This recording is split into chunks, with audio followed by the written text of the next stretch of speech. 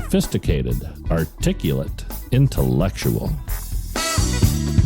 These are words other podcasts use to describe themselves, not us.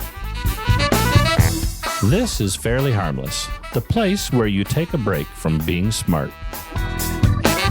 With musical accompaniment provided by the Boston Horns, East Coast Funk. Please enjoy Andrew and James.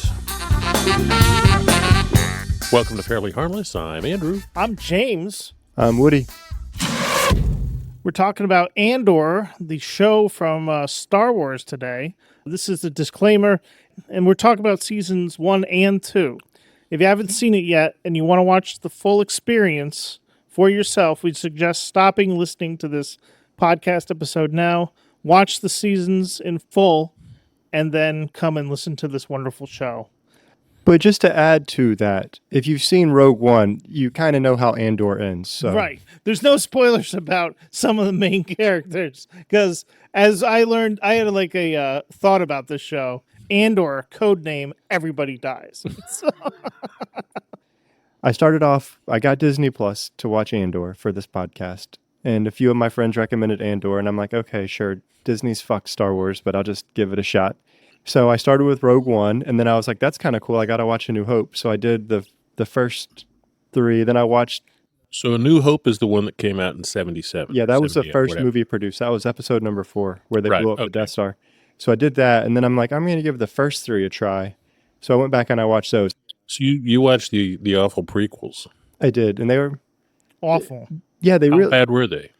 They're dumb and cheesy, and it's like... Yeah. They need to, like... The original 3 Star Wars movies were like an hour and 40 minutes long. I mean, They were short. They weren't, all these were like over 2.5 hours. I mean, it's just, and I was going through and I was like on the Revenge of the Sith, which is like the movie, the third movie of it, where Anakin kind of goes bad. And it's like halfway through the movie, it's an hour, 30 minutes into the movie, and he's like gone bad. And I'm like, what the hell's the next hour of the movie about? And it's like, oh, we have 2 30-minute lightsaber battles. And it's just like... Yeah, is that the one where Dooku is in, or is he in 2? No, Yoda fights the Palpatine in the Senate room, and then they're over on the... and they're throwing whatever the hell those things. And then Kenobi and Anakin are on the... They're the Mustafa, or no, not Mustafa. Mustafar. Mustafa is the Lion King. It's another Disney property. Odd how it's Mustafa and Mustafar, huh? But anyway, it's like a 25-minute lightsaber battle. They don't need to do that, and it's like... Agreed. I think the egregious use of lightsabers, especially that evil robot one, I think it was 2. General Grievous? General Grievous, is that it? Yeah. Right. He is so fucking useless. I mean, like, the guy, and it's like a robot. Well, how could you lose? With 4 lightsabers? How could you lose with 4 arms and 2 legs and 4 lightsabers? How could you lose? But he still loses. Yeah, strangely enough, he did lose. Yeah. I know. But how? Is like, when Yoda fights Dooku, I think it's in 2 or whatever. Yeah. Right, they're throwing giant conduits. Yoda's like jumping off fucking walls like he's a spider or some shit. Like he's Spider-Man with a lightsaber. It's fucking annoying. He's the Karate Kid. To James's point, Yoda walks in with a cane, and he's literally limping into the fight. And then he's like, fight you I will. Destroy you I must. Yeah, right? Strong you have become. Strong you have become. I love me some Yoda. I love Yoda. Because that Baby Yoda thing was all over the fucking place. I mean... He was pretty cute. I mean, yeah, but... It was like the fucking Furbies all over again, man. But baby... All right, let's not bring in the Fuffets or whatever they're called. Fuppets. You know, it's funny about the Fuppets. I got a text from one of our listeners. He sent me a text and it said he didn't receive his Fuppets order. And in that moment, I thought, oh, fuck, does the cart really work? And I went and checked, and it thankfully doesn't. I tried to order one of them. I'm not going to lie. I can't remember. Foxy Roxy? No, Chastity or something? Chastity's a beast. Chastity was the... She was rocking some assets. And then I got to the cart, and I just never could figure out like what to do. It just wouldn't work. There were some... Andor's a dark show. I mean, there were a couple... and Oh, definitely. That's one reason I kind of... I don't want to say I liked it, because it makes me sound like I like bad things and violence, but it kind of had a more authenticity. But there's a couple of those episodes, like Bix almost got raped, and then... Right. She almost did, man, with that stormtrooper guy. He kept talking. It was so creepy too. He was like, I'm under so much stress. If you could give me a massage. He sounded British. Andrew has a great observation Commented about that. Everyone in the Empire has a British accent. Almost everyone. I actually looked it up. Do you know why? What's the reason you think? Because a lot of it's filmed in the UK, and they've got like rules on how much of in-pool talent they have to use. So and also Star Wars is kind of one of those like weird, you need to be like a Shakespearean style actor. I don't know. Well, I don't know. Was Jar Jar Binks a Shakespearean actor? I think not. Misa think not. Misa thinks he was from Jamaica. Misa liked to smoke reefer. He smoked too much of the ganj. That's for damn sure. Misa, Jar Jar Binks. Don't look at me plants, Misa. Don't expect a warm welcome. Oh, man. I got to show you this while we're talking about this. Well, yeah, I had that thought. I thought, man, all these people that I've never heard of are great. Every one of them is so great. And so I started looking them up. And as you pointed out, they're all either Royal Shakespearean actors or they graduated from the Royal Academy of Dramatic Art. There was in Luthen's shop, there was a Jar Jar Binks head of a Gungan. And they all assume that it's Jar Jar Binks' head. And Jar Jar, and that's why it's so special that it's in his shop, is because Jar Jar's dead. Talk about, so speaking of Luthen, what an awesome character. Oh, so great. Like amazing. To be right there on Coruscant, like right under the Empire's nose, like the heist when they robbed the payroll on in the first season, yeah. Aldhani, yeah. That was incredible. I love that episode. It was just like for him to pull that off, and then I am just so amazed how they crafted the story, where Dedra starts to go after him and like wants to find him, and it becomes her, like we were talking about this, like her white whale, like like the Moby Dick complex that she has with it, and then Cyril has the same problem with Cassian, and then when he's on Gorman, he like fucking loses his shit there at the end, where he sees Cassian and he's like, like it all went out, like the reason that he was there, and he went nuts. They're different though. I would say because when Cyril kind of gets the end, like he just become disenfranchised with the Empire because he found out the Empire set up this whole plot. He discovered that they were evil. Gorman all the way up to that, he thought that they were good, that they were doing good in the and so when he found out, not only that he willingly participated and is like basically going to help this planet get eradicated just so the Empire can strip mine their resources. Right. So then he goes and he sees Andor, and all of a sudden, he has like a moment of clarity, and he's like, Andor's not a bad guy. Like, you're right. I pointed it out to him at the point where he's pointing the blaster at Cassian, and right before he gets shot in the head, it almost looks like he starts to lower the gun. He lowers the gun. That's what I'm saying. He's like, he realized that so that's why I say, but Dedra, she corners She's and Luthen unrepentant. In the next episode, or like maybe 2 episodes later, in his shop, Antiquity shop, right? And she's like, I've got something to show you. She's such a if she would just call in reinforcements, like they would have had him. Luthen had a chance to stab himself, and Clea's a badass too, though. I mean, that was the thing about the show. There were just so many amazing, just strong personalities. But there were so many small roles too that were just so expertly done. Like Clea did not quit. Like she was that when she went in and broke into the hospital. I mean, she was stone cold. Killing stormtroopers, which had to go anyway. But I mean, just the fact, and then she had that moment with Luthen where she had to, effectively let her, surrogate father die. Right. She cried 2 tears, kissed him on the forehead, on the temple, and disconnected the breathing apparatus. Yeah. But Dedra got accused of being a rebel sympathizer, spy by the. Right. I mean, imagine having the one thing that really isn't you, and then like the number 3 man in the Empire is like, if you aren't a rebel spy, you missed your calling. Right. Great line. Right. There's a lot of great lines in this show. Great writing and well acted. Yeah. Incredibly well acted. The other thing I thought was everybody wanted to be a chief. Everybody wanted to be a cook. There was nobody wanted to take orders, Right. and they were all, and There's they so all wanted much- to stab each other in the back Right. willingly to get to the top. So much naked ambition. But that's the problem with like that kind of hierarchical regime. Like it just never works out where you're kind of promoted based on you really have to excel and stand out. But then as soon as you piss somebody off, you get like 0 Right. second chances. They always shot themselves in the foot. They could never act strategically because everybody was always out for themselves. They could never see, as director pointed out, Director Krennic. Man, fucking Krennic.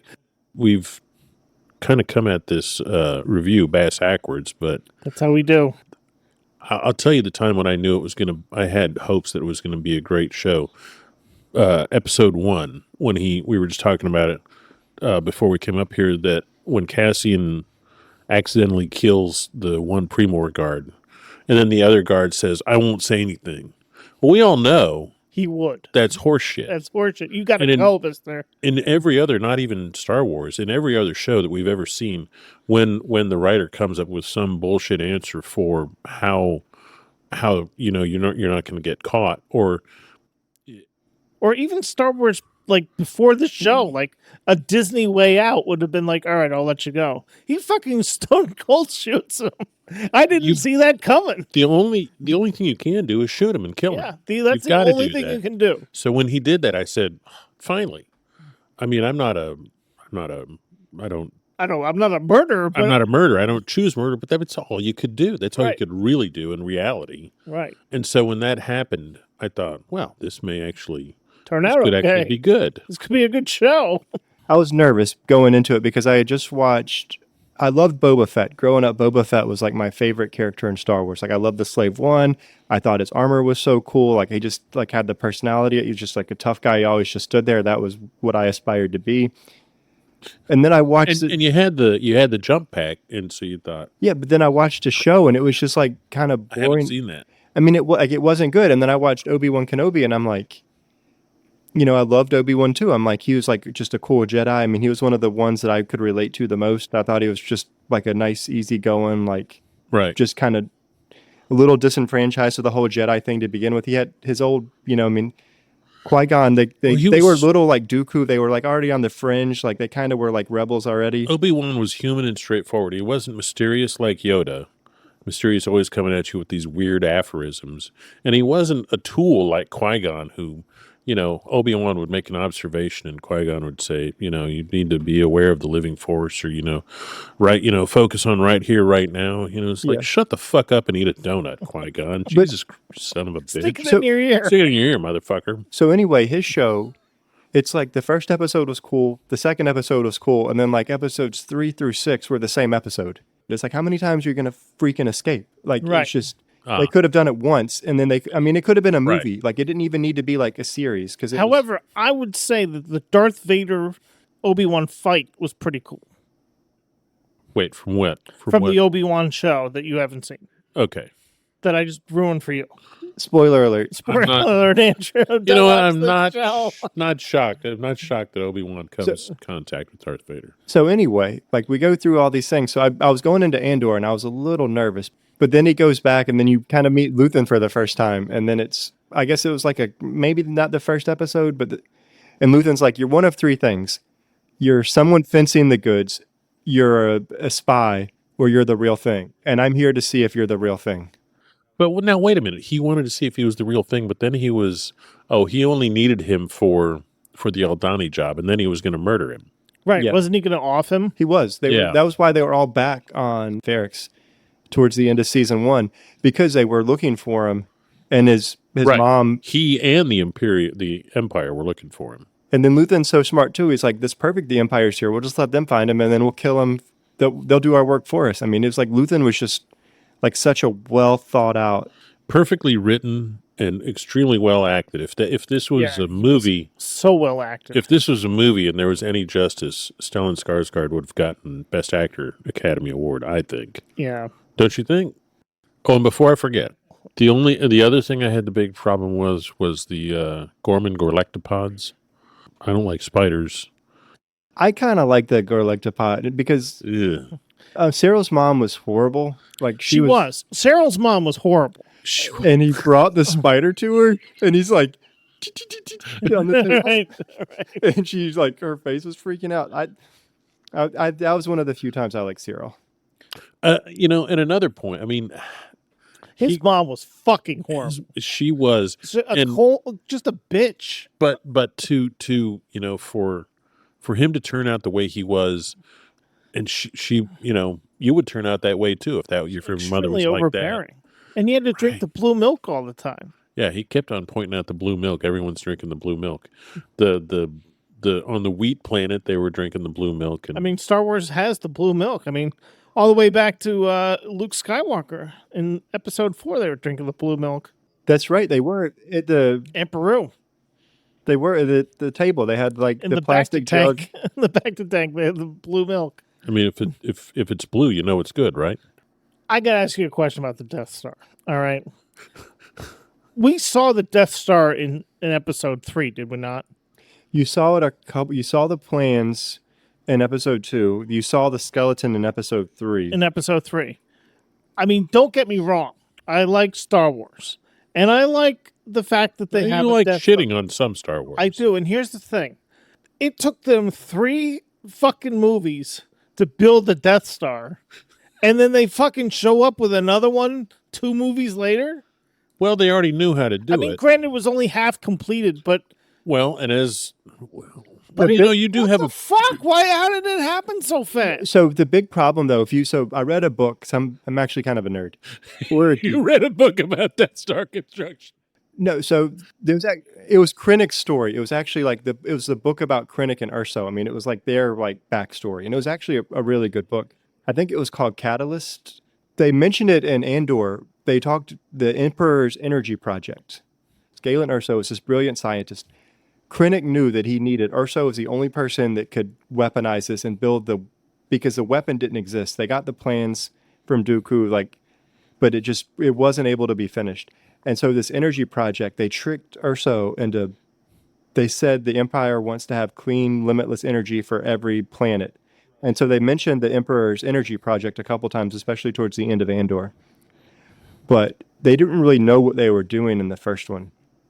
So there was this big, and that's why, you go to Rogue One, it's like you keep having these delays, you keep having these problems, and Krennic's always like, we're almost there. I just need a little bit more time. We're almost there. Even in Andor, the show, there was that kind of sense that it's we're so close to accomplishing this.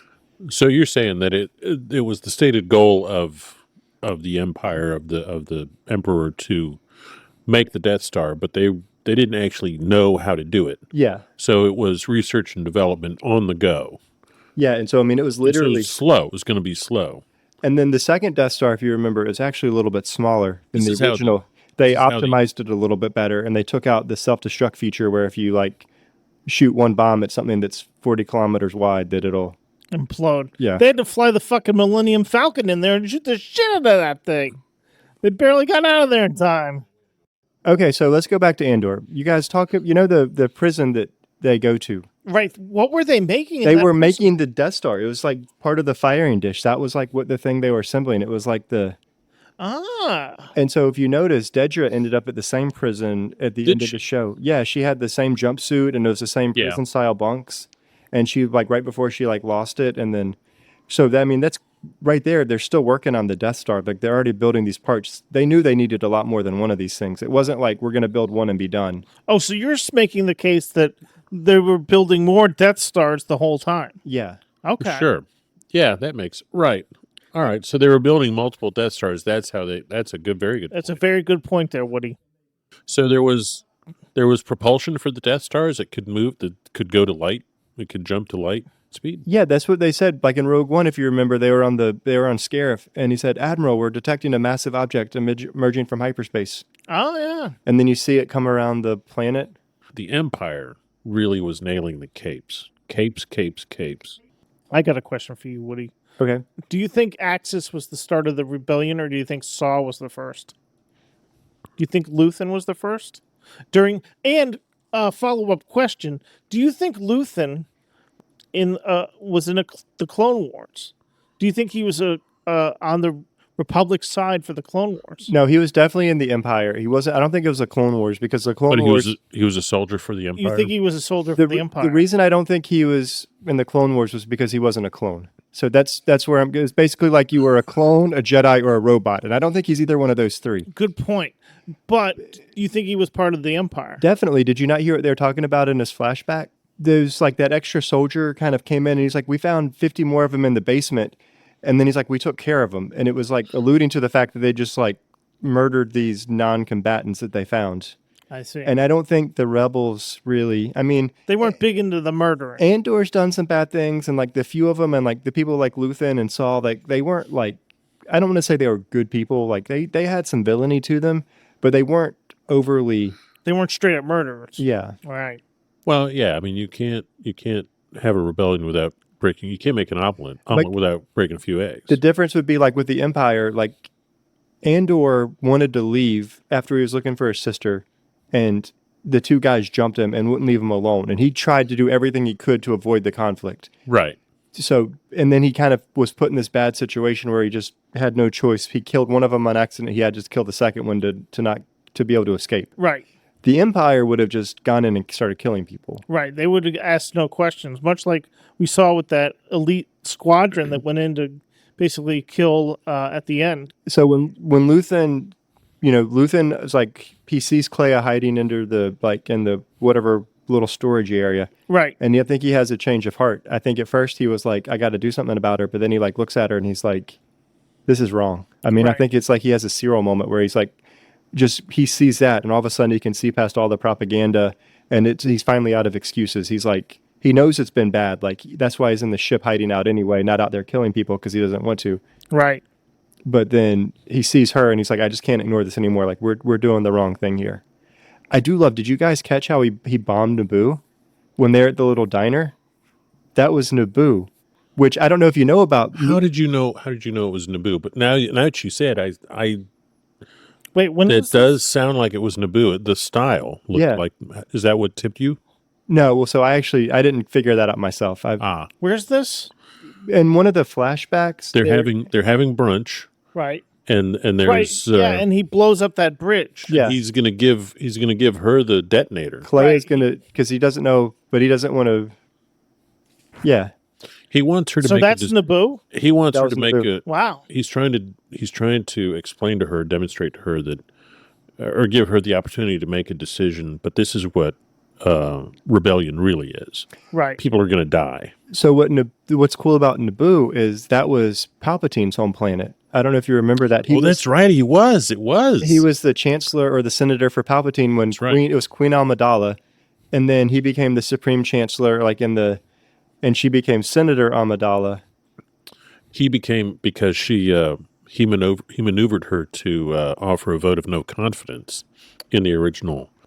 In the Republic, right? In the Republic, it wouldn't have been emperor, would have it? No, been so he was president. He was just a senator there, but he needed to be like the chairperson of it. right. And then he like orchestrated the whole thing with her assassination so that she would get taken off world. And then Jar Jar was her stand-in. And then they manipulated Jar Jar. And Jar Jar's the one that really brought down the... Wasn't there a Jar Jar is really, truly the end of the world. I just want to throw a couple of quotes in real fast. your favorite quotes or favorite? I want to talk about Saw and some of my favorite things that he says in the series. Okay. If you have some, you may interject. Certainly, Woody. I was a big fan of episode 5. The last scene where he's... Season 2, episode 5? Season 2, episode 5, where he's getting the energy, the Rito. My favorite lines are from there. Right before, a couple of minutes before he says, when he's talking about killing the kid, he says accidents happen, even though he doesn't kill the kid. And then he says to the kid, revolution is not for the sane. And then my favorite line is, we will all be dead before the Republic is back, which is so amazing with the foreshadowing that we all know anyway. I thought those were cool quotes. Yeah. I thought that was cool. And Luthen also said something similar when he was talking to his mole at the ISB. Lonnie. He was like, what have I given up? I've given up everything. But he goes through this thing. He's like, I've started this thing. I'm never going to live to see it come to, but I gave up everything. Right. That, yeah. Luthen's monologue. That's great. That was great. One of the best. And then so something else too, when you guys were talking about that earlier, you asked about Luthen is like which one was like more rebel. Yeah. I think they kind of all were. And it's just the thing was they wanted to do different things. Like they were doing the rebellion in their own way. Like Luthen was almost like he had that empire mentality. He was trying to trick people and get people agitated. And Cassian actually went back to him and was like, I'm not getting involved in Gorman because it's going to be like, it's just going to be a massacre. Right. And he's like, this is what we want. It burn. He's like, we're either going to like get a strong ally that's going to stand up to the empire or that the whole universe is going to see this planet burn. And so he was definitely willing to break a few eggs. Oh yeah. Well, yeah, that was Luthen's whole intent. Was to sacrifice Gorman. But the more people, right, it would burn more brightly. Burn more brightly. He wanted people angry, and that was even like the heist. He was like, "This is perfect." I mean, that was one of the reasons. I think going into the heist, he just wanted to get the word out. Right. I think getting the money, which I mean, they got 80 million credits, but there was clearly billions of credits in that vault, and I mean, there was the plan was it was pretty good, but it was still pretty damn sketchy. I think the ultimate goal was to give the Empire a black eye, but to get people. They were robbing the payroll. Excited. There were people that weren't going to get paid because their things got messed up. But also the plan was so sketchy, there was no way they were going to be able to get enough to actually make a difference. I mean, 80 million is a lot, but it's not going to hurt the Empire. No, so the thing... But the goal was to punch them in the eye and to send a message. Send a message that they could. It was the same way that in World War II, just after the Japanese had bombed Pearl Harbor, exactly, the Doolittle raid. It did almost no damage, but it demonstrated that we could fight back. Do you think that money that they stole got used? That was like the I always wondered where that money went. Who went to Yavin? They went to Yavin. You think it helped build Yavin? That's what I think too. I want to talk about the Luthen. It was in season 1, obviously, towards the end. I can't remember the exact episodes. The ship that Luthen has that fucking kicks the shit out of the Holcroft. Yeah. From a Holcroft. Why doesn't the rebels just have like 30 of those? Like they wouldn't even be like a war. I mean, there would have been no war with that fucking ship. But it was heavily modified. It was the Millennium Falcon of this series. It does 0.6 past light speed. It did the Kessel Run in 12 parsecs. 12 parsecs. You know what? I think that Hallcraft probably did the Kessel Run in 14 parsecs. That's worse. It should have been 10 parsecs. 10 parsecs, yeah. I've got your parsec 6. right here. 14 wasn't impressive. Anybody could do 14. That was what made the Millennium Falcon special. It could do it in 12. But that lightsaber fucking thing that he sliced the 2 fucking TIE fighters in half with, right? That was awesome. Right. Seeing that whole scene was fucking kick-ass. I think where he was sitting there talking to the, just he was so calm and collected. He was sitting there like powering up his ship, getting ready to have it so it could just jump. And then he did the countermeasures where he like destroyed the dish in the front. Right. I mean, I just thought that like the whole scene was amazing. Like they almost could have just like left it at that. Like the TIE fighter like lightsaber thing. I mean, it was cool, but it was just flashy. But the dish scene where he destroys the dish with the countermeasures was amazing. And then he just punches it and just disappears, and then it's like flies at the destroyer bridge, and while he's flying crazy, at the same time he shoots down 2 TIE fighters. Right. Yeah, that's what we were talking about. Like he did the lightsaber. No, but before that. Oh yeah, no, he had his auto. He shoots the 2 down. Yeah, he had his like auto tracking cannon. But I mean, and then you see the look on the guy's face that like ordered all this, and he's like, "Well, I'm fucked." Right. I'm gonna be making Death Star parts. I'm gonna be making Death Star parts. Right. Wait, my favorite scenes, really 2. Marva's eulogy. Oh, you liked Marva's eulogy a lot. That's right. I love that too. That was just a great episode. She says, "There is a wound at the center of the galaxy that will not heal. The Empire is a disease that thrives in darkness. It is never more alive than when we sleep." She says, "I've been asleep. We've all been asleep."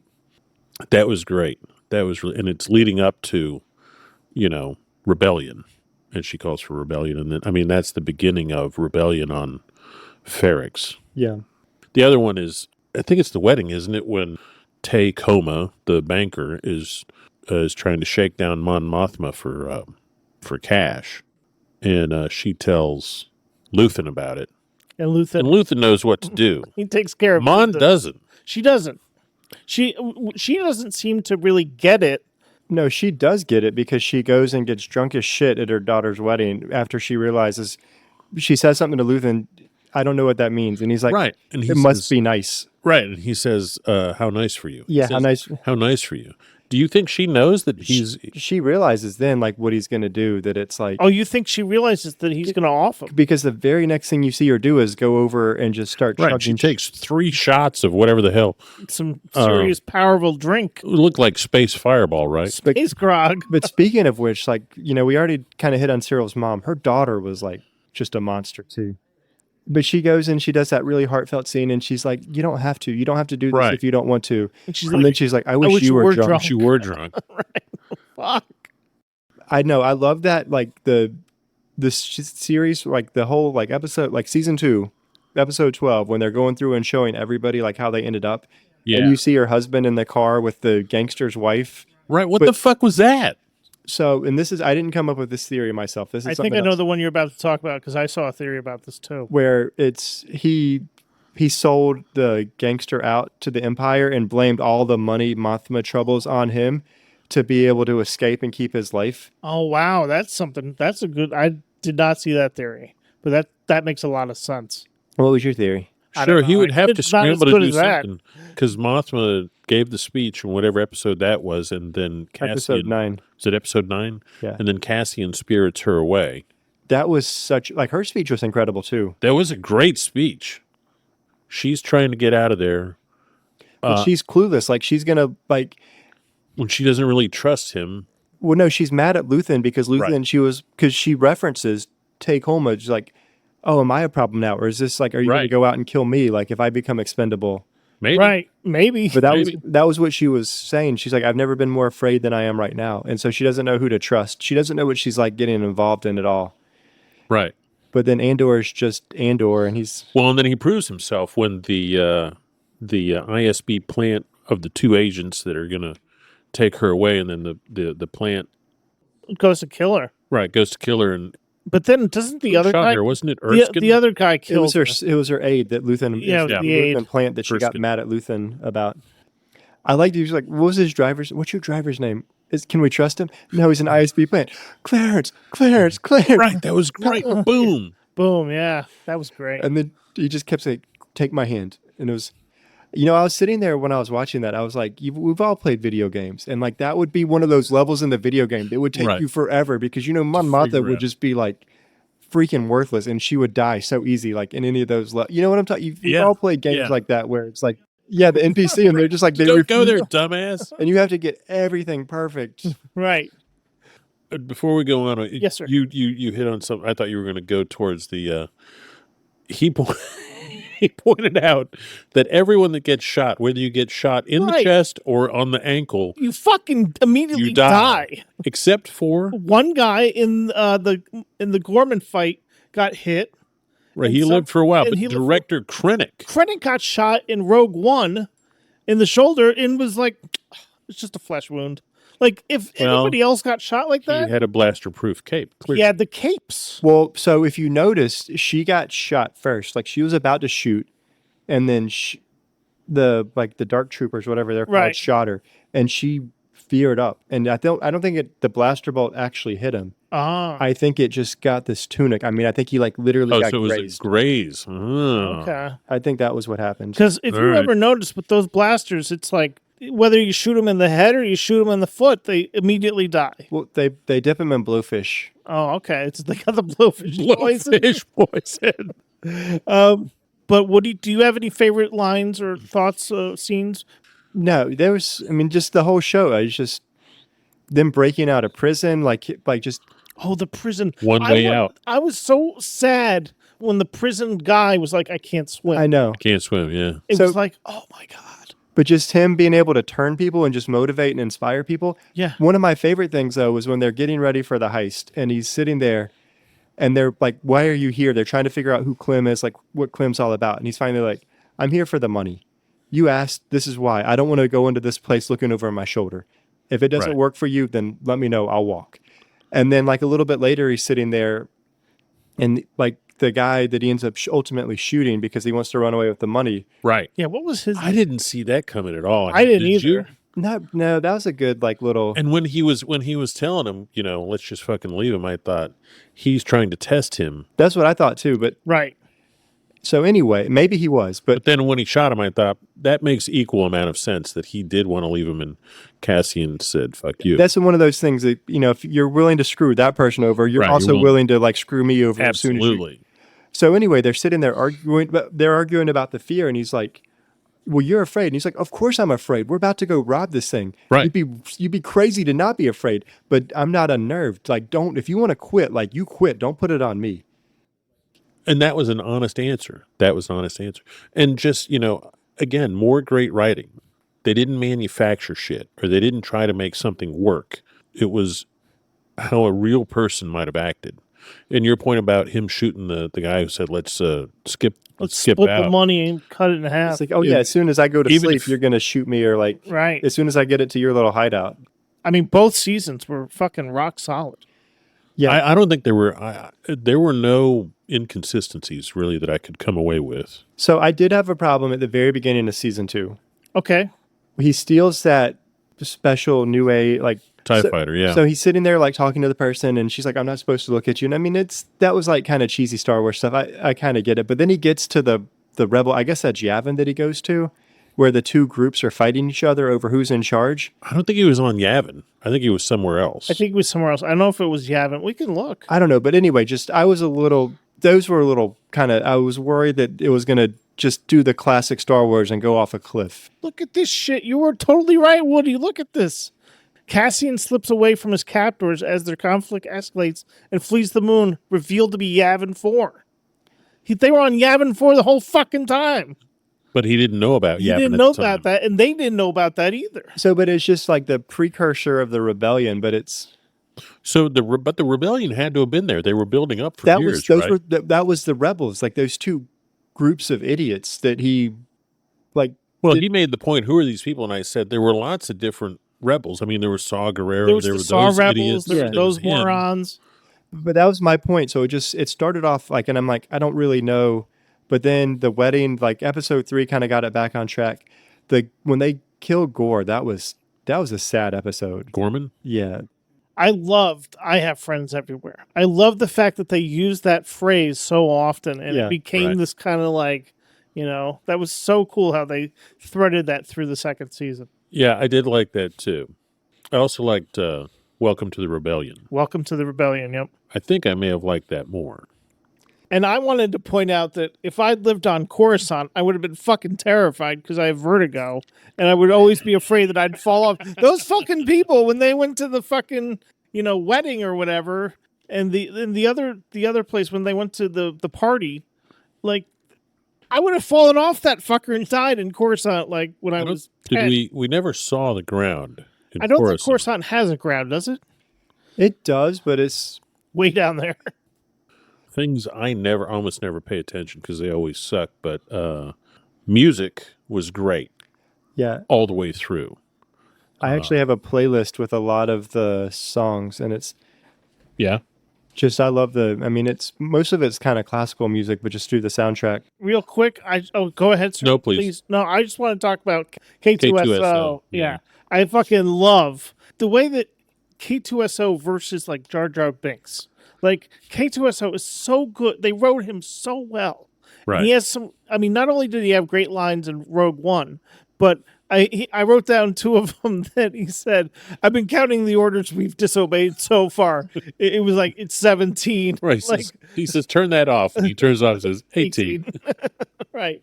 And then he goes, "Cassian, I've cleared a path," where he fucking kicked the shit out of all Right. those All the ISB stormtroopers. agents. But even when he's walking up to the ISB, like the stormtrooper, "Are you supposed to be here?" No. No. And he just smacks him. And, The last thing was, again, so perfect was Partagast. Partagast. He yeah. was great. God, I love Amazing. Partagast. Even in the beginning, I was like, this guy is amazing. You know what? He was the only person that had ability. to lead. Right. And wasn't entirely out for himself, but he was also willing to listen. When he opened up the staff meeting, they're all sniping at each other, and he says, Thank you for reminding us why this room exists. exactly. He's forcing them to think and offer ideas, new ideas about what is actually going on. And the one accuses Dedra of being like just showboaty or going, and he's like, Right. Imagine where we'd be if everybody in this room took the same type of initiative. Exactly. So he can learn, and he's very fierce. But he kills himself, and I think does. He gets like kind of disenfranchised too. And I think that was the thing he was listening to. I think that was the book or the data pad that Val gave to Cassian after the heist. I think that young kid that was on the heist, I think those were his thoughts about like. Yes, they were. And I love that too. That it was the manifesto, the rebellion manifesto. It keeps spreading. Like we can't, because earlier he talked about like when Dedra quoted the manual back to him, he's like, no, we're surgeons. We cut out the disease. Like we're doctors. Like we cure this blight that's going on. Right. But then I think he kind of got disenfranchised with the Empire too, and he realized that it's like. Right. It's hard to, and his counterpart, the other captain, if you will, or not major, but he probably was captain. He was elevated to major, I'm sure, after Partagast killed himself. Oh, the one at the end. The one at the end who that came in, the told bald one. That told the stormtroopers after right, the. Hold on. He just murdered himself. Let's give it a minute for him to cool down. Cool down. Yeah. Blowfish poison. That dude, he very easily could have been next on the chopping block. Or murdered imprisoned just as easily as Partagast and Dedra. What do you think about the fact that Dedra didn't get killed? Like, she did go to prison, and that was her ultimate punishment, that they thought she was a rebel spy and all that. No, I mean, I thought it was like a very fitting punishment. Like everybody kind of got what they deserved, like at the end of the show. Right. Yeah, I kind of like that too. This is totally not on the current topic, but when Dedra and Cyril when they have his mother over for dinner. Yeah.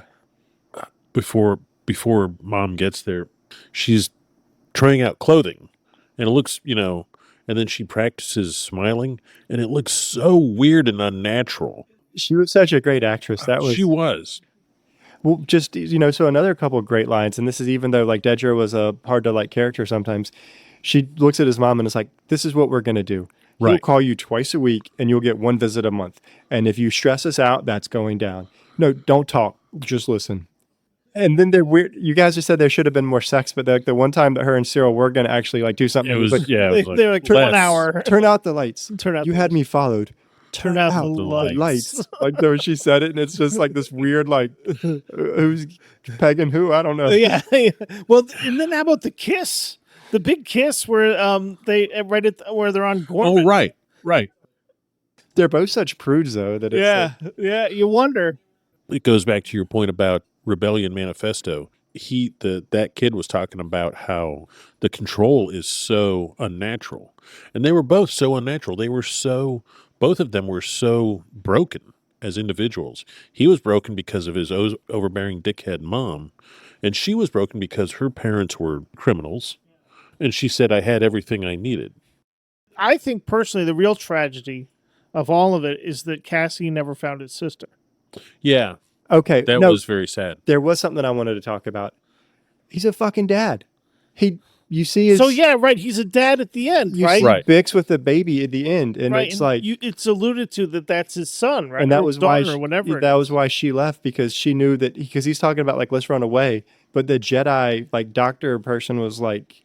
He's got this great destiny, like, and he did. I mean, right. If it wasn't for him and the Force healer, the only thing I think is she was the first they Force really, capable person that they show in Andor. But that was so sad, and like I think I'd watch. I mean, it was like right around Father's Day when I watched that part 2, and it was just like tugging at the old heartstrings. Yeah, it was just weird. But that was for me. That was. I mean, his sister. Yeah, that was sad too. I'm pretty sure she died. Yeah, I think his mom kind of alludes to it. His adoptive mother kind of alludes that everybody on the planet died. Yeah, Marva. That everybody on the planet died. Right. So I think for me, the reason that, and I'm going to say that it's probably one of my favorite shows of all time, and it's definitely my favorite Star Wars show, but I just said the thing at the beginning because I think it's just a great show in general. You know, like obviously it's called Andor, so Cassian is going to take the limelight, but he's surrounded by just amazing people. And on sometimes with Star Wars and just other shows, there's just like this one person that does everything. But like Cassian by himself, like if he wouldn't have had Luthen, like Saul, like every single one of them had like a necessary part to get this thing going. Right. And Val and Cinta, you know, just all of them, Clea, Mon Mothma, just everybody had such a vital role. And it's nice to see that for once, where it's not a superhero situation. You know, it's almost like an every man, every person kind of approach. Yeah, where every piece had to play a part in order for it all to work. And just too, like there was a little like the Empire characters, like a lot of them showed a little bit of redemption and like had a little bit of humanity. And there was like, are we doing the right thing? There was some of that. And then obviously all the rebels, like, I mean, Luthen was like not a good person. Right. Like there was never like, and he never tried to say he was a good person. He never alluded to it. He's like, I'm a monster. I know it. Like he's just. Well, in his monologue, he said, I've sacrificed humanity. Yeah. My humanity. And I mean, I think he was right. You know, you can't. Well, and I think this was, again, another reference to Greek tragedy. To be able to defeat the Empire, you have to employ some of the tactics of the Empire. Yeah, but just all through. I mean, the whole time he was willing to just anybody, if they kind of got in the way, like he wanted people angry because he was, right. This is like, we need numbers because the Empire's got so much stuff. Right. He had to wake people up. You know, I think he was a realist. He realized that more than likely he was going to die. I don't think even more than likely. He knew he was going to die. He would have to sacrifice himself. Well, just remember, Andor, codename, everybody dies. Codename, everybody dies. Well, and he did. Well, and he demonstrated love for Clea, too. I think he gave her the opportunity to escape. But even there's another great line that we were missing, and they're going through, and Cassian brings back this news about the Death Star, and nobody can kind of believe it. And he's like, nobody believes him. Nobody really knows what it is. They've just gotten this kind of coded message that's gone through like the game of telephone. So like Young told it to Luthen, which told it to Clea, and Clea told it to Cassian, and Cassian is telling to Bail Organa and Mon Mothma and everybody in the room. And they're like, when's the last time you saw Luthen? And he was like, a year ago when he had me rescue her from your people. None of them trusted Luthen because they all felt that he had manipulated them and manipulated events. And he had. But, you know, without him, none of this happens. Right. None of you would have been here. Right. Yavin 4 wouldn't be what it is. I mean, like, right. He was the catalyst for a lot of that shit. Right. He funneled the money there. He got Cassian to join the resistance. Well, not only that, he kept everybody connected. Like, Yeah. Right. Him and Clea were doing the radio, and I loved how they hotwired it into the Imperial signal. So like, Right. Right. there Yeah. was no weird stray detections or like energy usage or anything. It's like, Yeah. The only other thing I had was, and it's, you know, back to jumping all the fuck around this whole story, was, again, back to the wedding scene. That episode, so the wedding's going on and the music is just going and it's really great. And all of a sudden, boom, cuts to dead silence. The first time I saw that, wow, that's great. But the second time I watched it with him, I thought, that's when Cinta murders Tacoma. I didn't think What do you think about that? it might be. Yeah. It might have been a thing. You see him in the car and you see her like, she's got that Right. look and she's She like, got that look like, I'm going to kill this motherfucker. yeah, Thank you for joining us here at Fairly Harmless. I'm Andrew. I'm James. I'm Woody. Welcome to the rebellion. I have friends everywhere. May the force be with you. Once again, this has been Fairly Harmless. Missing the point on... Wait, what's the point? T-shirts, mugs, hats, all available at shop.fairlyharmless.com. Our musical accompaniment provided by the Boston Horns, East Coast Funk. Their music is available for streaming and purchase on most media platforms. For Fairly Harmless, this has been your announcer, Fast Eddie. See you soon. You know, we never talk about what a murderer C-3PO is. I think he could be a murderer. He definitely could get away with it. He's got have you seen that face? That's a serial killer if I've ever seen one.